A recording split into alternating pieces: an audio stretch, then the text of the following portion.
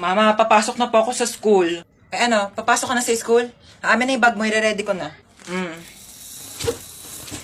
Etong mga libro na to, dadalin mo to lahat ha. Hindi to pinamigay ng teacher mo para lang i-display mo dito sa bahay. Babasahin mo to lahat sa school mo ha. O, dali mo tong electric pan na to ha. Ano ka, mahirap matuyuan ng pawis sa likod. Kailangan mo mag-electric pan doon. Dali mo rin tong microwave oven ha. Ikaw na mag-adjust. Hindi na masarap ang pagkain kapag malamig na ha. Initin mo na lang dito sa microwave oven ha. Ingatan mo naman to. O, ito, niready ko na yung mga tubigan mo ha. Itong tumbler mo, tsaka itong mga tupperware. Huwag mo tong wawala mas mahal pa to sa tuition fee mo.